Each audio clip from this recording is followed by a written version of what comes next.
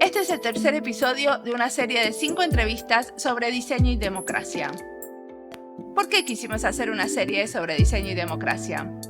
En vez de hacer una serie de entrevistas, por ejemplo, para un podcast, podríamos haber hecho las entrevistas y después sentarnos a escribir un artículo académico o una serie de artículos para un blog. Pero no, las publicamos en audio. Quisimos justamente escuchar las voces en primera persona, sin intermediarios, ponderando el podcast como medio. Y como experiencia fue nueva para vos, Fede, porque si bien seguro hiciste muchas entrevistas para tu investigación, es diferente hacer entrevistas para un podcast. ¿Cómo te resultó? ¿Qué te sorprendió? Una experiencia muy distinta y, debo admitir, mucho más gratificante. En las entrevistas académicas he notado que aún tomando los recaudos necesarios es fácil caer en los roles predeterminados y el entrevistado pasa muchas veces a ser como un sujeto de estudio.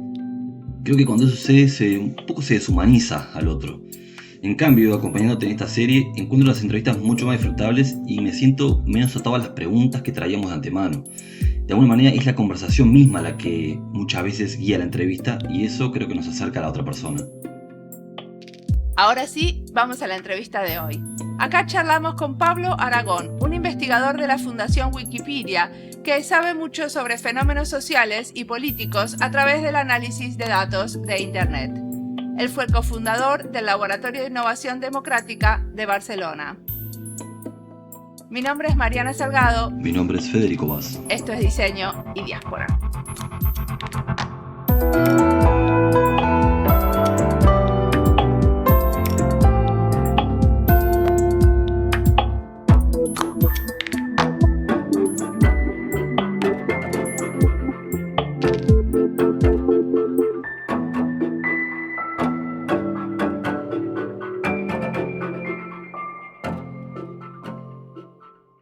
Soy Pablo Aragón, soy investigador en la Fundación Wikimedia, en el grupo de investigación, trabajando sobre todo en el programa de integridad de contenidos. También soy profesor asociado en la Universidad Pompeu Fabra en Barcelona y también doy clase en la Escuela de Diseño e Ingeniería de l'ISABA. Y colaboro activamente desde el inicio con el proyecto Decidim, que es una plataforma de código abierto y libre de democracia participativa para instituciones públicas y organizaciones cívicas. ¿Y qué estudiaste? Estudié Ingeniería Informática en la Universidad de Zaragoza y luego hice un máster en Inteligencia Artificial por la UNED, por la Universidad Nacional de Educación a Distancia en España. Y finalmente hice un doctorado también en Informática en la Universidad Pompeu Fabra entre 2015 y 2019. Ok. ¿Y querés contarnos de este proyecto del CIDIM? Decidim. Sí, bueno, de hecho, gran parte del trabajo que estuve haciendo en mi tesis doctoral iba relacionada con Decidim y con otra serie de plataformas, pero en gran medida con Decidim. Un poco el trabajo doctoral, la investigación que estuve realizando durante esos 4 años, se tituló finalmente Characterizing Online Participation in Civic Technologies, en caracterizar la participación online en tecnologías cívicas. Y un poco venía a realizar una investigación que no partía de cero, sino de una serie de trabajos previos que igual sé que los puedo explicar porque creo que es importante para aterrizar el problema. Mi aproximación a la investigación empieza en 2011, cuando me traslado a Barcelona para trabajar en la Fundación Barcelona Media, que era un centro de investigación emergente de la Universidad Pompeu Fabra para hacer investigación en torno al sector media, y en concreto había varios grupos y el grupo en el que yo me incorporé como ingeniero de investigación era el grupo de social media. En aquella época básicamente tenía una experiencia previa analizando datos de redes sociales y justamente en ese momento, que era verano de 2011, es cuando surgió el movimiento 15M, ¿no? En la ola global de hace 10 años donde estaba la primavera árabe, luego Occupy Wall Street, posteriormente Occupy Gezi, revueltas también en Brasil. Y entonces, en contacto con otros investigadores de la Universidad Oberta de Cataluña y de otra serie de instituciones y también de espacios no académicos, pero sí afines al mundo de la investigación, empezamos a ver la necesidad de aproximarnos a ese fenómeno social a través de la tecnopolítica y de una manera crítica y empírica de lo que estaba ocurriendo, y además no solo desde una lógica academicista, sino también intentando incorporar los conocimientos que había dentro del activismo y dentro del propio movimiento. Y un poco esas experiencias lo que me permitieron a mí a nivel personal fue, bueno, muchísimos aprendizajes, por supuesto, pero uno de ellos fue descubrir que los conocimientos que tenía como informático y sobre todo como analista de datos de redes sociales servían para entender dinámicas humanas, dinámicas colectivas, además de procesos que a nivel personal me apasionaban, como era el movimiento 15M, y cómo a través de ese análisis se podía no solo describir el fenómeno, sino también devolverlo al movimiento con aprendizajes, con esas mediciones que se hacían.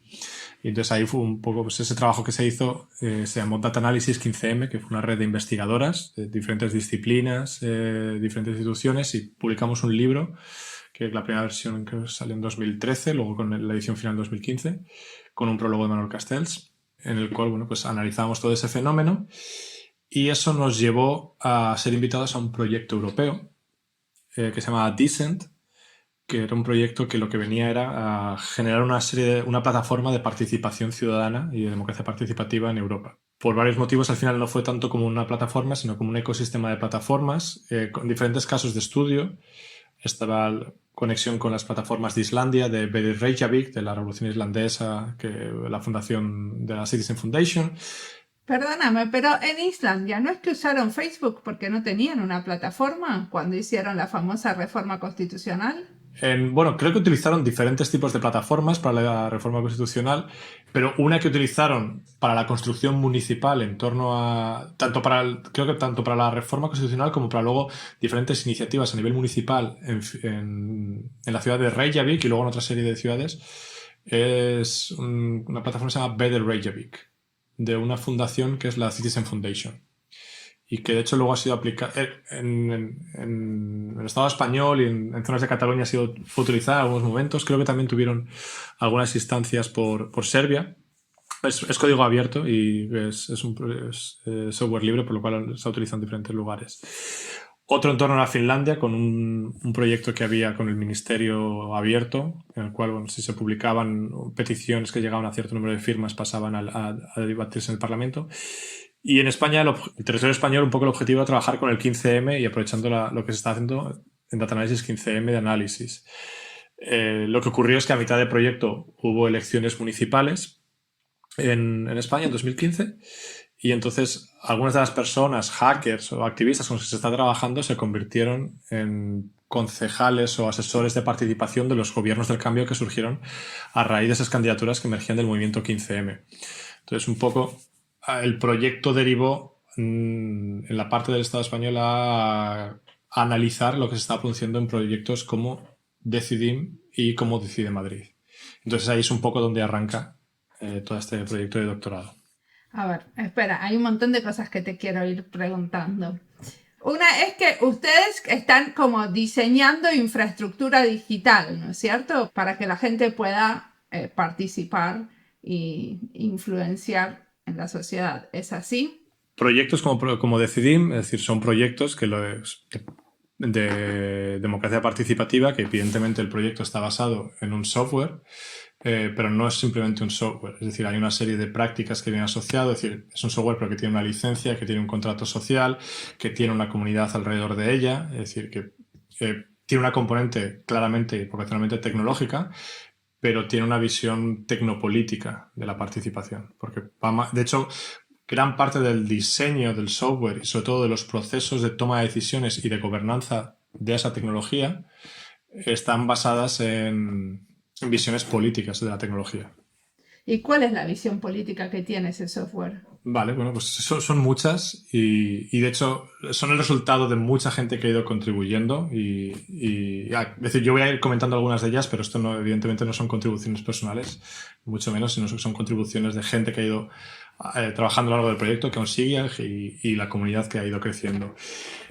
Por ejemplo, una de ellas es, bueno, evidentemente el tema de la licencia. Es decir, si estamos hablando una plataforma para la democracia. Es decir, la democracia se basa en diferentes pilares. Uno de los pilares es fundamental es la transparencia. Es decir, si el código no es abierto, no es transparente. Si no es transparente, pues evidentemente no es democrático. Ese es un tema que ya está fuera de discusión. Es decir, creo que había un acuerdo desde el inicio del proyecto en que el código tenía que ser siempre abierto. El código es abierto, pero la licencia que utiliza es una licencia que tiene una restricción, y es que cualquier desarrollo que se haga sobre ella tiene que mantenerse en abierto. Esto viene dado por la visión de que tiene que ser un común, pero un común no privatizable. Es decir, que si alguien toma el código, esa persona está invitada, esa desarrolladora puede utilizarlo de la manera que considere, pero tiene luego que devolver todos los avances que haga el común. Estaba comentando el tema de la licencia. El tema de la licencia lo que permite, evidentemente, es licenciar el software, la tecnología, pero evidentemente es un software que sirve para participación. Entonces, evidentemente, un aspecto que se ve necesario es la necesidad de hacer un contrato social. En el sentido de que, tal como está pensado el software libre está pensado para poder utilizar la tecnología libremente. Eso puede decir que se puede utilizar una tecnología de participación para procesos de una gran calidad democrática, procesos con baja calidad democrática o incluso procesos que no son democráticos. Es decir, algo que teníamos muy claro desde el inicio del proyecto, es que la participación per se no es democrática. Es decir, porque un proceso sea participativo no implica que eso sea democrático. Es decir, creo que es fácil pensar en dictaduras que hacen procesos participativos, consultivos, que distan mucho de unos ideales democráticos como los podemos entender muchas. Entonces lo que se decidió es, no se podía afectar a la licencia de software, porque el software debería mantenerse libre, pero sí hacer un contrato social, como un contrato de buenas prácticas, de tal manera que se indicaba cómo debería utilizarse o qué tipo de indicadores serían interesantes o qué tipo de prácticas serían interesantes a la hora de utilizar Decidim. Y invitar a todas las instituciones, organizaciones, entidades que utilicen Decidim a adherirse al contrato social. Ese es uno de ellos. Y ese es otro ejemplo. Hay muchos ejemplos de estos. Voy a nombrar dos más porque creo que estos son los que más se relacionan con el mundo del diseño. Uno es el tema de, evidentemente, al tratarse de una plataforma de participación, una plataforma tecnológica, es decir, tiene una aproximación ontológica a la participación. Es decir, se define cómo son los espacios de participación, qué son espacios de participación, cómo se puede participar. Entonces, un aspecto que generaba bastante discusión dentro del grupo y que hubo gente que hizo contribuciones muy interesantes al respecto, es el hecho de que esta es una tecnología que debe servir a instituciones, organismos, a generar procesos de participación a la medida de las necesidades que tenga esa comunidad. Y para ello tiene que utilizar la tecnología, adaptarla a sus necesidades.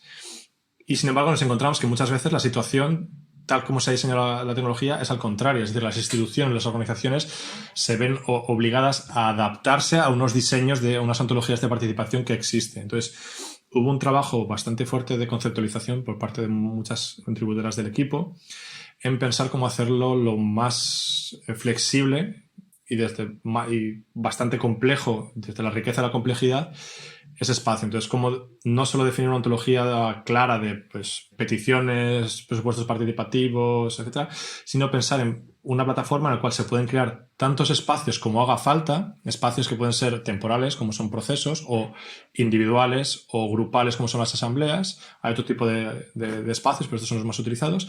Y luego rellenar estos espacios con las componentes que hagan falta para esa asamblea, para ese proceso. Pues si hace falta un blog, o hace falta unos presupuestos participativos, unas propuestas, o dos de propuestas y unos mítines presenciales, pues hacerlo que sea lo más versátil posible para que el diseño final sea lo más parecido a la necesidad de la tecnología. Nunca va a ser, evidentemente, perfecto, porque no está hecho ad hoc, pero que sea lo suficientemente modular para adaptarse a ello.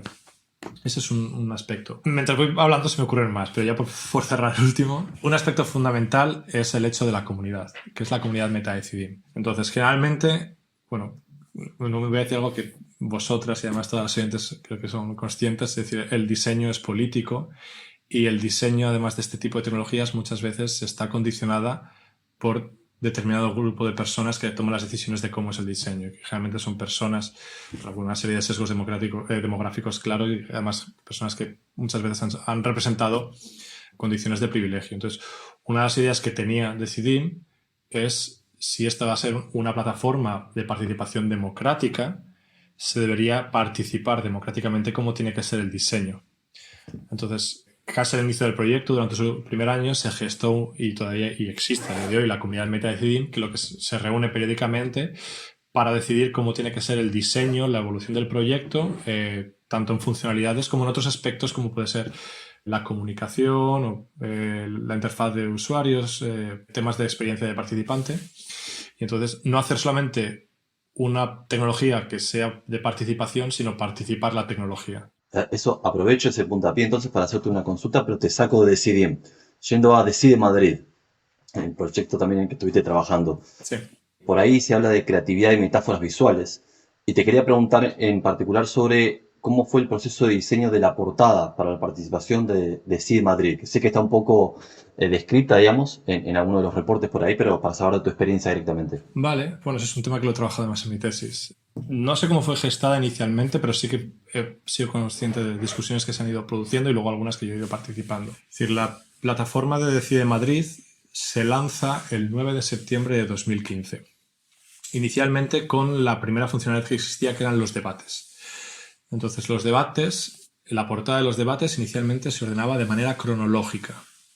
De manera por número de apoyos. Es decir, los debates se podían apoyar con votos positivos o negativos y entonces se ordenaba con los que tenían más votos positivos respecto a los negativos. Eso lo que generó es que las debates que surgieron los primeros días de esa semana crecieron muy rápido y luego era imposible desbancarlos y básicamente la portada quedó bloqueada por ellas.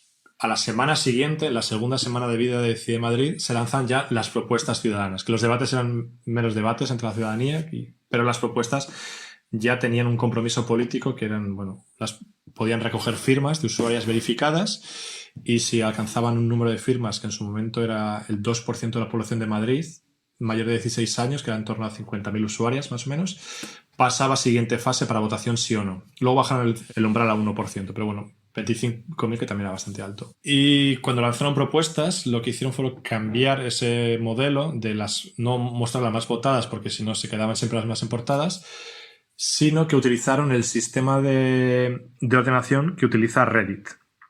Que básicamente el sistema de votación que utiliza Reddit lo que hace es que tiene en cuenta no solamente el número de votos que tienen, sino también la longevidad de la propuesta. Una hipótesis, porque ahora no estoy seguro al 100%, pero creo que una de las razones por las cuales se optó por Reddit es por el hecho de que, parte del equipo que desarrolló esa portada venía una experiencia muy satisfactoria utilizando Reddit con Plaza Podemos. Es decir, Plaza Podemos era un canal que se hizo en Reddit para las discusiones en torno al partido Podemos en sus inicios, cuando surgió en 2014, y funcionaba muy bien, y además fue un canal de participación muy amplio. Entonces, creo que lo replicaron. El tema es que las propuestas se veía que no estaban creciendo, que estaban muy lejos de ese umbral. Y se hicieron varias intervenciones, se puso un banner con las más votadas y al final un banner de 3 y finalmente 2 propuestas, que fueron las 2 únicas que cruzaron ese umbral. Jamás otra propuesta cruzó el umbral. Entonces, se estuvo discutiendo durante bastante tiempo. Internamente en el ayuntamiento estoy convencido, también en los grupos de discusión y de investigación que había en Medialab Prado, sobre cuál sería el algoritmo óptimo. Y un poco, al final se hizo una intervención, en parte influenciada por un estudio que hice, aprovechando que además me fui a la Universidad de Oxford para estudiar cómo crecían las peticiones de Decide Madrid, y lo que nos encontramos es que crecían muy rápido inicialmente, pero luego se paraban. Era muy difícil que una petición pasada varios días siguiera creciendo. Básicamente simplemente crecían cuando estaban en portada. ¿Y cuándo estaban en portada? Pues con el criterio que había comentado antes, con el criterio de Reddit. Entonces, el criterio de Reddit está basado en la idea de que una idea para mantenerse en portada tiene que crecer. Si el tiempo crece de manera lineal, día 1, día 2, día 3, los apoyos tienen que crecer de manera exponencial. Entonces, esto en Reddit es algo que funciona muy bien, porque Reddit está pensado para discutir noticias. Las noticias pasadas unos días o incluso unas horas dejan de ser noticias, por lo cual no se les obliga a un crecimiento exponencial porque es inasumible. Entonces tiene sentido porque lo que permite es ir refrescando esa portada. Pero en el caso de Decide Madrid, si necesitabas que las propuestas crezcan, porque el proceso tenía que llegar a ese número de firmas en al menos un año. Durante un año, entonces evidentemente el diseño de la portada y el diseño del proceso no estaban tan acompasados. Y se daba otro tema que era todavía más interesante y era ¿qué propuestas eran las que estaban consiguiendo más apoyos? un poco estudiando esos los datos, mi intuición era que algunas propuestas, por el hecho de tener una comunidad detrás, se verían muy beneficiadas por ese apoyo y por ese trabajo de canalización. Y sin embargo era relativamente importante ese factor, y de hecho hubo peticiones, propuestas de colectivos importantes que no crecieron mucho, y sin embargo propuestas que eran publicados en días que eran muy específicos crecían un montón. Pero había una promesa de la ciudad que si ustedes llegan a un número de gente positiva, la ciudad los iba a implementar esas propuestas. Sí, había un compromiso por parte del gobierno municipal de, en ese momento ahora Madrid, en coalición con el Partido Socialista, que era quien hicieron ese pacto, y que era el pacto además para que ahora Madrid luego saliera elegida en la alcaldía, en el cual si se alcanzaba ese número de firmas, se pasaba a una votación de sí o no. Si la mayoría eran sís, esa propuesta, si cumplía una serie de principios éticos y de viabilidad económica, se implementaba. Y de hecho, las dos que llegaron al umbral se votaron sí o no, salieron que sí, y se hicieron implementaciones con las ideas de las propuestas. ¿Y cuáles fueron las dos que salieron? Buena pregunta. Creo que una era sobre Madrid, 100%, una se llama Madrid 100% sostenible, y la otra no sé, lo puedo consultar. ¿No? Una era la del 100% sostenible y la otra no sé, también iba sobre Madrid verde, pero se puede consultar en la web porque se mantiene el histórico. Ok. ¿Y sigue estando en pie, Decide Madrid? Sigue estando en pie y las propuestas siguen estando en pie. Lo que pasa es que los números de participación que existen a día de hoy son bastante bajos con respecto a los que había hace un par de años. Y creo que conseguir el número de firmas que existe actualmente creo que con el número de usuarios que están participando, que lo desconozco, pero por el número de apoyos de propuestas que hay en portada, creo que es complicado que vuelva a darse.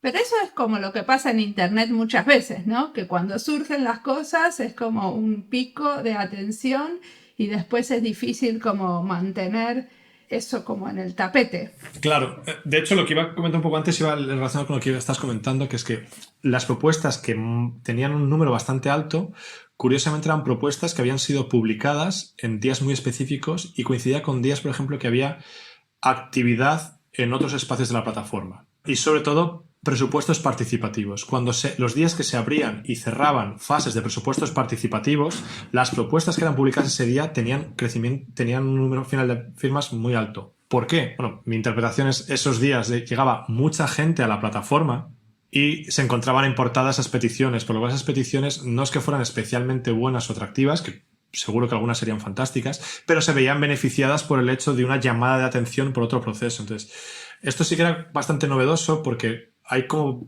algo de literaturas, bueno, ya hay bastante literatura sobre análisis de crecimiento de peticiones, pero el caso de Decide Madrid era particular porque era una web de peticiones, pero tenía otra serie de procesos, por lo cual existía un acoplamiento entre ellos. Entonces, la idea que yo inicialmente pensaba que mirando actividad en Twitter podía encontrar cuáles eran las comunidades más importantes y ver que eran capaces de crecer, promocionarse en Twitter, y luego hay estudios de la plataforma de Reino Unido, también han ido por esa línea, es relativamente efectivo, porque la población que tienes en Internet y en redes sociales, aunque es global, no tiene derecho a votar estas peticiones. Por lo cual, esos eventos endógenos de la plataforma atraen a usuarias que sí que que tienen el derecho de votar, por lo cual son mucho más influenciadores que las campañas de participación. Aprovecho entonces esa punta que estabas mencionando. Porque en gran medida tu investigación se ha centrado en el estudio de estos efectos de plataformas digitales en los procesos de participación ciudadana. Y esta es una pregunta un poco amplia, pero ya que mencionabas Twitter y otras redes sociales, ¿cuál te parece que es el efecto que tienen las redes sociales en estos procesos democráticos o participativos? Muy buena pregunta. Bueno, evidentemente tienen que tener, es decir, algún tipo de influencia. Evidentemente son canales de discusión que afectan a generar algún tipo de conciencia, algún tipo de debate, y que si hay procesos abiertos de este tipo de plataformas puede verse influenciada. Volviendo al caso de Decide en Barcelona, esto no forma parte de investigación, porque aparte es muy reciente y no tengo los datos empíricos, pero sí que es una noticia que era relevante. Es que ahora ha habido el primer proceso de presupuestos participativos en Barcelona, Decide en Barcelona, y las propuestas más votadas van relacionadas con AFAS, con la Asociación de Familias de Colegios. Y de hecho era algo que ya se percibía en el primer proceso de Decide en Barcelona, en el PAM. Entonces, ¿y esto por qué lo relaciono con lo de Twitter? Porque esta es una hipótesis que yo no tengo validada, pero algún día me gustaría mirarlo. Lo que pasa es que por tema de privacidad de datos es bastante complejo. Primero, no existen, y segundo, habría que plantear el experimento para recogerlos. Es que hay otra serie de canales que creo que son muy efectivos, y en concreto creo que los grupos de WhatsApp de las familias de los colegios son extremadamente poderosos a la hora de utilizar ese tipo de plataformas. Por el hecho de que estas comunidades son comunidades que tienen preocupaciones comunes, es decir, son del mismo barrio, llevan a sus hijas y a sus hijos al mismo colegio, entonces tienen esas problemáticas en común, se conocen, hay confianza y además están autoorganizadas por esta serie de canales, por lo cual al final en definitiva se convierten en canales, creo que con bastante capacidad de influencia en la participación ciudadana.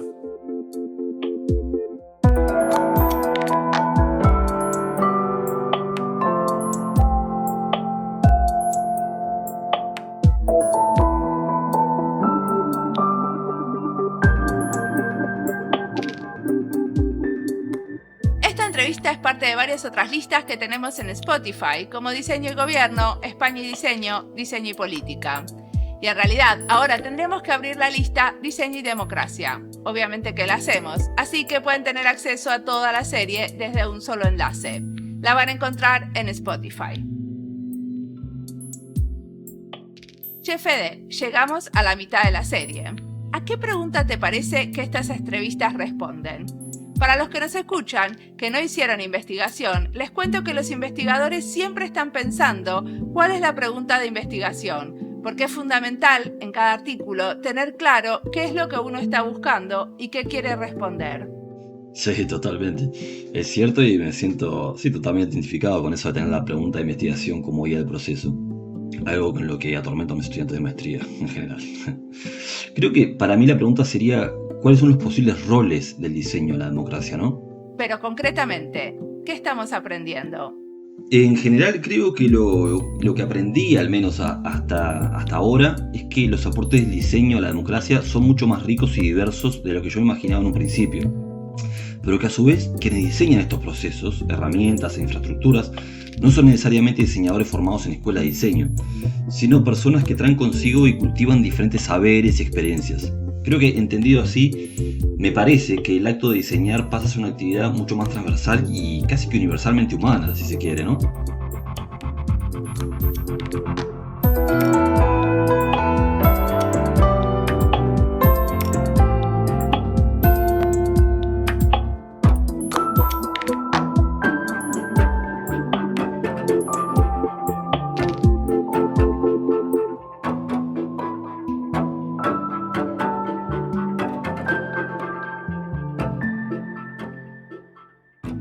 ¿No te pasó en estos procesos donde vos sos investigador y sos como un experto en qué tipo de funcionalidades y qué tipo de interacciones se pueden construir en una nueva plataforma, que tanta participación y tanta discusión sobre las cosas no necesariamente lleva como a una buena resolución? ¿No te pasó que muchas veces decís, pero si esto sabemos que funciona mejor, que si ponemos esta funcionalidad va a atraer a este público, y que cuando todo el mundo, o sea, cuando hay tanta participación no necesariamente se escucha a los expertos? Es decir, esa es una crítica a la democracia participativa y creo que es una crítica compartida por muchas, y yo también me incluyo en el sentido de que la democracia participativa no es la panacea. Es decir, es una aproximación a una serie de problemas, pero hay otra serie de aproximaciones que son muy interesantes. Y en ese sentido que marcas, ahora creo que si bien vivimos una ola de la democracia participativa, tecnologías cívicas, democracia digital hace unos años, ahora se está viviendo un boom con la democracia deliberativa, es decir, las asambleas ciudadanas, que es algo que no es nuevo, pero que de repente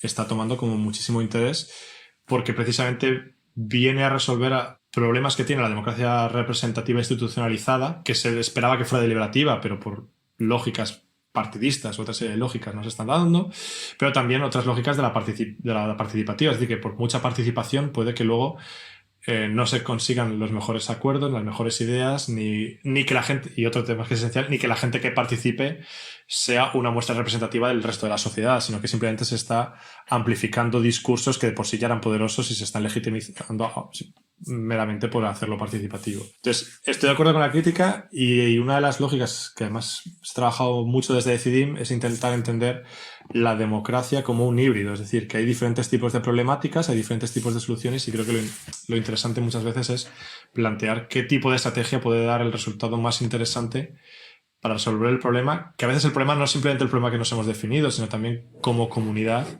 encontrarnos, exponerse a otros puntos de vista, entender esas complejidades y tomar decisiones que igual puede que no sea la óptima desde alguna lógica, sino que sea la que nos ponemos de acuerdo. Eso tiene un valor político incalculable. O sea que de alguna manera no existe eso del one size fits all, ¿no? Habría que evaluar para cada problema cuál es la mejor aproximación, si entiendo bien lo que estás diciendo. Y ahí llevándote de nuevo a tu investigación o trabajo de investigación, ¿cuál es el rol que la visualización de datos puede tener en este tipo de aproximaciones? Cuando hablamos de democracia participativa o deliberativa, ¿cómo funciona ahí la visualización de datos?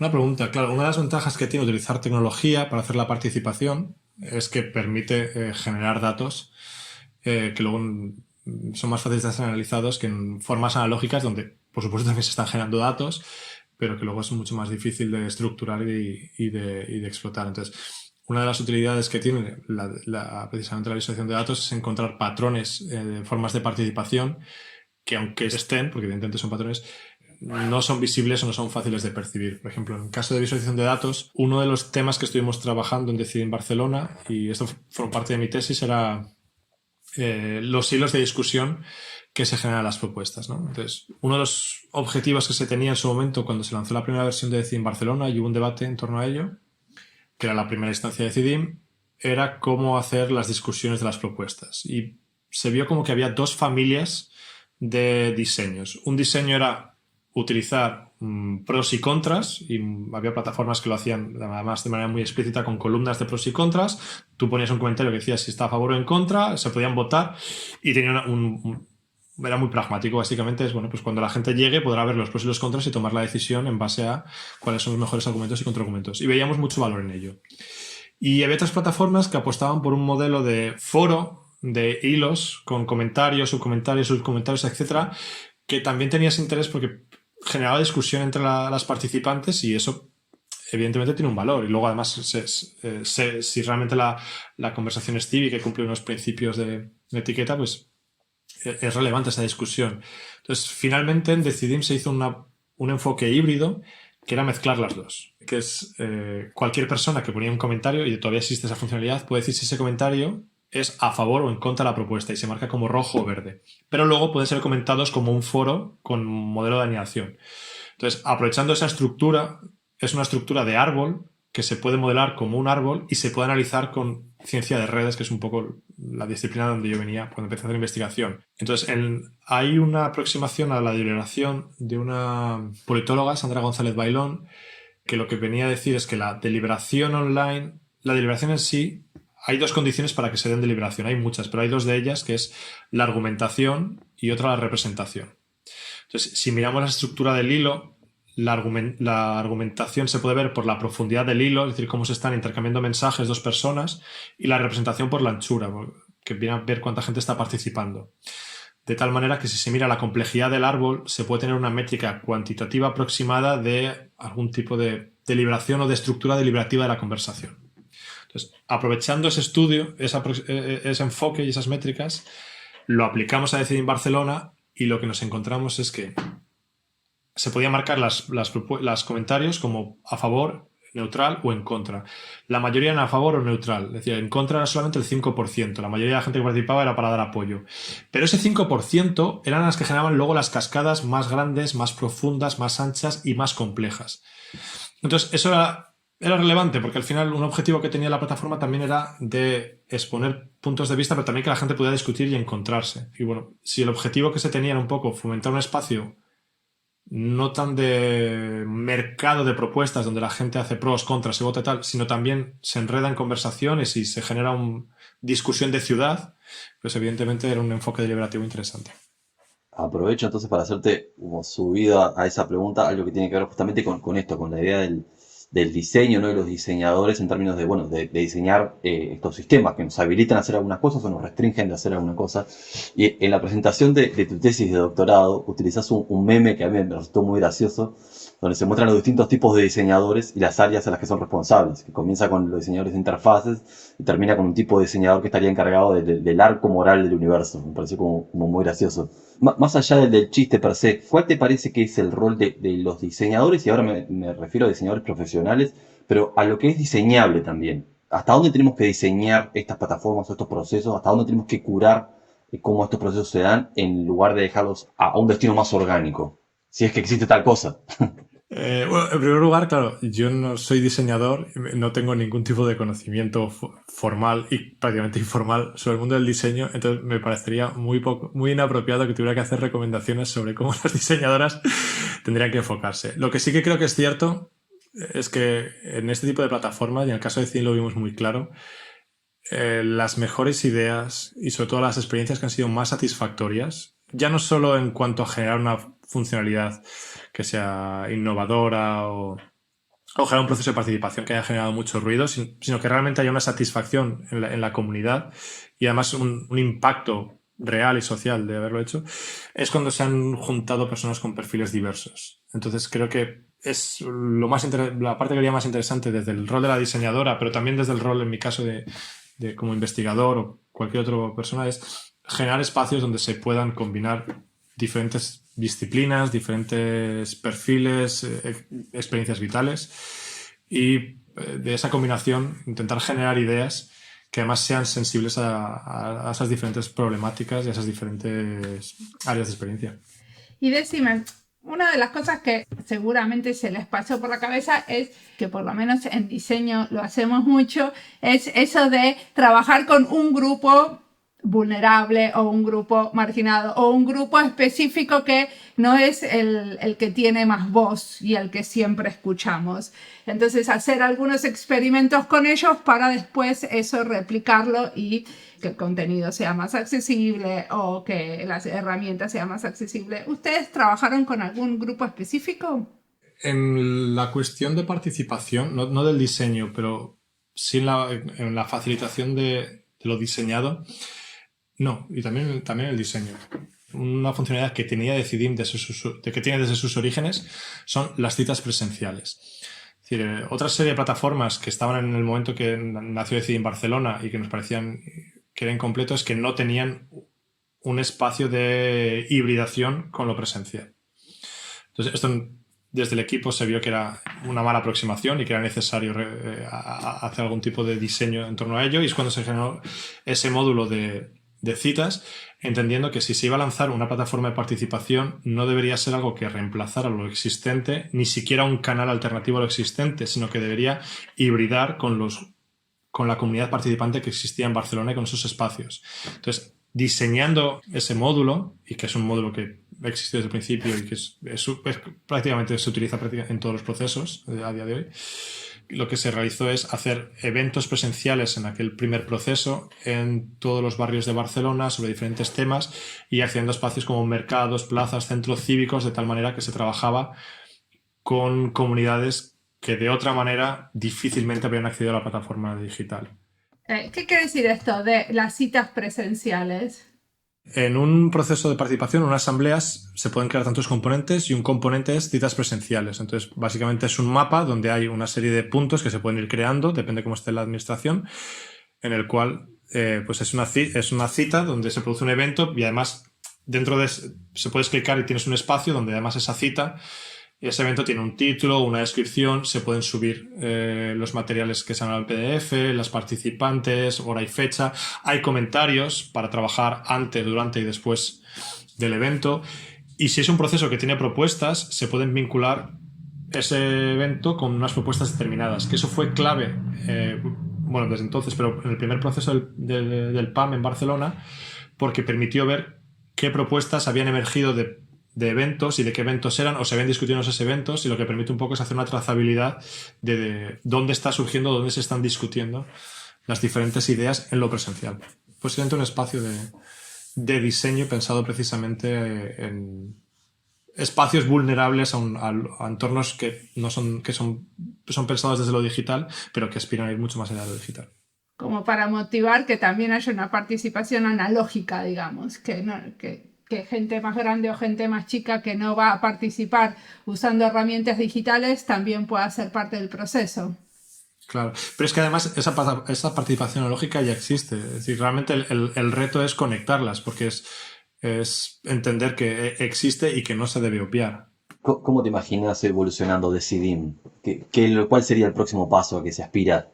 Bueno, pues hay muchos pasos. Bueno, hoy precisamente se ha lanzado una nueva instancia, que es el Future of Europe, que la Comisión Europea ha utilizado Decidim para un proceso en el cual se está consultando a toda la ciudadanía europea. Bueno, creo que a toda la ciudadanía en general, no hace falta tener ciudadanía europea. ¿Cómo se llama? ¿Me lo decís de vuelta? The Future of Europe, el futuro de Europa. Lo han lanzado hoy mismo, entonces es un proceso en sí bastante simple. Espero que funcione bien en base a esa simpleza, que es han definido diferentes áreas temáticas, entonces cualquier ciudadana de la Unión, pero yo creo que cualquier persona, no hace falta tener la ciudadanía, puede hacer propuestas y generar eventos para discutir propuestas. Va a estar abierta no sé cuántas semanas o meses y básicamente lo que hará luego será una conceptualización sobre un roadmap sobre cómo la ciudadanía europea qué intereses tiene de cara al futuro de Europa. Entonces, bueno, este tiene un punto interesante. Estoy sesgado porque es que vengo de discutirlo, eso porque lo han lanzado hoy. Que es que se ha incorporado un módulo de traducción automática, entonces eso tiene una parte interesante, porque si bien Decidim siempre ha sido multilingüe y se ha trabajado mucho el tema de que pueda ser configurable a los idiomas y trabajar con comunidades para ir traduciendo el proyecto a diferentes idiomas, la parte multilingüe de traducción automática creo que es un espacio que puede ser relevante. Pero decime una cosa, ¿hay plata para desarrollar esas propuestas? Eso sí que desconozco cuál es el diseño político del proceso por parte de la Comisión Europea. Porque bueno, viste que está también esta propuesta del New Bauhaus, que por lo menos se está hablando mucho, pero se espera que en algún momento haya una financiación para los proyectos. O sea que si se mandan ideas, después algunas queden para implementarse. Quisiera pensar que sí, es decir, creo que bueno, la Comisión ha tomado algunos pasos como el European Green Deal recientemente. Yo lo conozco sobre todo por el tema de investigación, porque sacaron, con los remanentes que había del programa Horizon 2020, sacaron una convocatoria de proyectos para hacer proyectos de investigación en torno a este Green Deal y cómo pensar una transición ecológica que sea justa con los espacios vulnerables. Y ahí sí que había plata para hacer investigación, aunque era mucha investigación aplicada. Quiero pensar que va a haber financiación. Otro tema es que luego esa financiación evidentemente vaya a tener un impacto en la sociedad, que es al final lo que se espera. Pero bueno, eso ya es responsabilidad de la Comisión Europea, por supuesto. ¿Pero la financiación que vos tenés en general es para el desarrollo de plataformas o es para las dos cosas, para investigación y desarrollo? ¿Esa pregunta va dirigida a mí a nivel individual o al proyecto? El proyecto supongo que tiene las dos dimensiones. Claro, sí. Bueno, a nivel individual, es decir, yo no tengo en este momento no tengo financiación para hacer investigación sobre Decidim. Es decir, la investigación que he estado haciendo por Decidim ha estado financiada básicamente o bien por mi beca doctoral, que al ser el tema de investigación lo fui trabajando, bien por conexiones con proyectos europeos en el cual decía un caso de estudio, entonces aprovechaba para ir haciendo investigación no solo para justificar el proyecto, sino para retornar ese conocimiento a la comunidad, u otra serie de proyectitos que iba encontrando también para ir conectándolos. Pero no, de forma orgánica no tengo una financiación para contribuir más allá de la voluntad por mero activismo político. Y si podemos soñar un poco, ¿qué es lo que te gustaría estar haciendo en el futuro? ¿Para qué te gustaría tener financiación? Bueno, en estos momentos, es decir, me encuentro trabajando en la Fundación Wikimedia, que es otro tipo de plataforma, pero que bueno, que es una plataforma que en el contexto de Decidim siempre nos inspiró muchísimo. Entendido que bueno, en una deriva de la web, esa web distribuida, libertaria de los 90, a una lógica más de plataforma centralizada, donde el conocimiento se ha ido atrapando en determinados nichos que pertenecen a una serie de plataformas sociales, corporaciones, y con unos usos de los datos en ocasiones bastante perversos. Esto es una opinión, pero evidentemente hay suficientes evidencias para afirmarla. Creo que Wikipedia ha sido un entorno donde se ha ido viendo que otra web siempre fue posible, como el conocimiento podía ser libre, abierto, transparente, trazable y participado. Entonces, un poco la investigación, que es el trabajo que me estoy realizando ahora dentro de la Fundación Wikimedia, va en torno a cómo entender la integridad de los contenidos y cómo las comunidades se organizan a la hora de generar estos contenidos y también cómo preservar su integridad. Entonces, diría que es un sueño, pero es un sueño que estoy realizando en estos momentos. ¿Y cómo se organizan las comunidades? ¿Tienen algún tipo de respuesta ya o es muy preliminar pedir respuestas a esa pregunta? Es muy preliminar, porque apenas llevo un mes y medio. Todavía estoy intentando hace un mes y medio que estás. Sí, estoy intentando leer y entender, y es un espacio maravilloso, ultra complejo en el sentido positivo de la complejidad. Entonces, todavía me queda creo algo de tiempo para hacer una contribución que sea significativa, pero sí. Claro. Y vos decías al principio que una de las cosas que te fuiste dando cuenta con tu trabajo es que a partir de entender estas herramientas y desarrollarlas, también se aprende mucho del comportamiento humano. ¿Qué aprendiste del comportamiento humano? Bueno, es decir, estuvo un poco orientado a lo que comentaba muy al principio, es decir, mi formación es de ingeniería en informática, pero muchas de mis contribuciones como investigador no han ido tan relacionadas a la ciencia informática, aunque sí que ha habido algunas, sino también a su intersección con las ciencias sociales o las ciencias políticas. Entonces, poder descubrir que preguntas de carácter social o político se podían responder en parte gracias a estas técnicas, que son necesarias pero no suficientes, es decir, creo que hace falta conexión con gente que tenga un conocimiento profundo de las ciencias sociales y las ciencias políticas para enmarcar estas preguntas y ver cómo trabajar los métodos. Una cosa que sí que me permitió entender, que va a ser muy obvio para vosotras y va a ser muy obvio para las oyentes de este podcast, pero no era nada obvio para la formación que yo recibí como ingeniero en informática, es que la tecnología dista mucho de ser neutral. Entonces, y el diseño evidentemente no es neutral, todo es político. Creo que por suerte ya empieza, y gracias a malos ejemplos empieza a existir una mayor conciencia, pero creo que una de las cosas que más me permitió es tomar conciencia como ingeniero en informático sobre el rol que tiene esa profesión o esa disciplina en la sociedad del conocimiento y en una sociedad cada vez más tecnologizada. Entonces, evidentemente, como decisiones tomadas por personas técnicas, porque son las que tienen que tomar decisiones oficialmente sobre las tecnologías, pueden afectar la vida de personas y hace falta una visión humanista, una visión ética y hacia la justicia mucho más profunda de la que existe en los currículos académicos, que en mi caso que fue casi inexistente hasta que hice el máster en la UNED.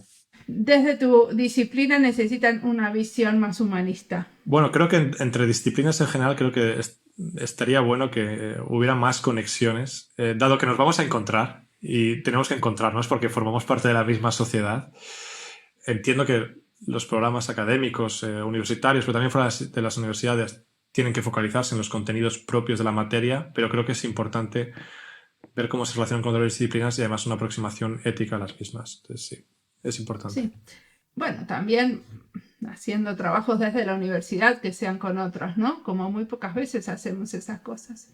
La última pregunta que yo tengo, que no sé si Fede tiene más, es ¿qué te inspira en este momento? ¿Qué estás leyendo que les querés recomendar a otros?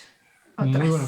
Ahora mismo me estoy leyendo un libro que se llama como Knowledge, que es una etnografía de Wikipedia, básicamente porque bueno, estoy en un proceso de onboarding al proyecto, entonces me está viniendo bien un poco para entender cómo la trayectoria histórica del movimiento, las relaciones entre los diferentes grupos que existen, las políticas que se van marcando. Bueno, es una etnografía que a nivel personal me está viniendo muy bien porque forma parte de un entrenamiento. Miro un poco más amplio, sin ir más vinculado a lo que estoy haciendo personalmente, aunque también tiene conexiones. El último libro que leí fue el libro de Ernesto Ganuza y Arantxa Mendijarrat sobre sorteo político, en el cual, bueno, basado en la investigación que habían realizado durante años y además, por ejemplo, en el caso de Arantxa también, pasando a la acción, guiando al Ayuntamiento de Madrid del anterior gobierno para lanzar el Observatorio de la Ciudad, de la Asamblea Ciudadana, que se lanzó creo en 2019 o finales de 2018, un poco entender esta lógica hacia aproximaciones deliberativas y ver bueno, qué oportunidades plantean, teniendo en cuenta que es algo que parece que va a tomar más cuerpo en los últimos años, también qué limitaciones y un poco es familiarizarme con el entorno. Y creo que lo conceptualiza muy bien en el libro, de hecho vino a Decidim Fest en la última edición a presentarlo y es un libro que recomendaría a cualquier persona. Buenísimo, lo leeremos. ¿Hay algo más que te inspire que no sean libros? Algo que recomendaría, pero ya es mainstream. En el ISABA, en la Escuela de Diseño, donde doy clase de redes, a las estudiantes de este año lo que hicimos fue visionar The Social Dilemma, que ya lo habían visto, pero sobre todo después visionar Coded Bias. Ah, Coded Bias, sí, lo vi recién, está buenísimo. Sí. Entonces, lo estuvimos viendo en clase y un poco teniendo en cuenta que se enfocan a problemas no es común, pero sí bastante similar, muchos elementos, cómo lo plantea un documental y el otro, y generamos un debate en clase. Tampoco fue la idea mía, es que vi que ese debate se estaba produciendo en las redes y me pareció fantástico llevarla a clase. Y lo recomiendo. Es decir, no diré cuál gana, porque creo que todo el mundo se lo va a imaginar, además siempre gana el mismo. Pero creo que es interesante. Creo que un documental de los dos es especialmente bueno, pero además en comparación con el otro es todavía más bueno. El de Code Bias. Y porque están las activistas, ¿no? Y es... Porque hablan las personas que generalmente no suelen hablar, pero que son las que se están viendo afectadas. Entonces, bueno, ya he hecho el spoiler, pero bueno, me parece que es una comparación fantástica. Bueno, buenísimo. Pablo, muchísimas gracias.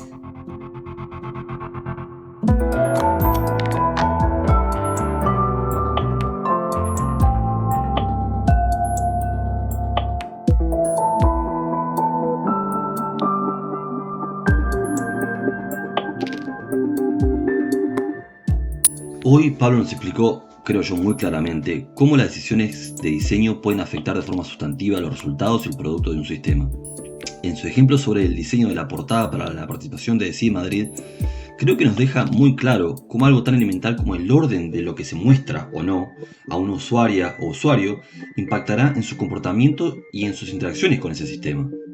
En estos tiempos de algoritmos, me parece, creo que absolutamente clave, no perder de vista que los sistemas, por neutrales que parezcan, y muchas veces parecen neutrales, traen consigo los supuestos y formas de ver el mundo de quienes lo diseñan. Creo que cuestionarnos e interrogar estos sistemas y a quienes los diseñan es hoy de enorme relevancia. Los que trabajan construyendo infraestructuras para la colaboración y la participación ciudadana tienen que generar espacios donde se combinan diferentes perfiles.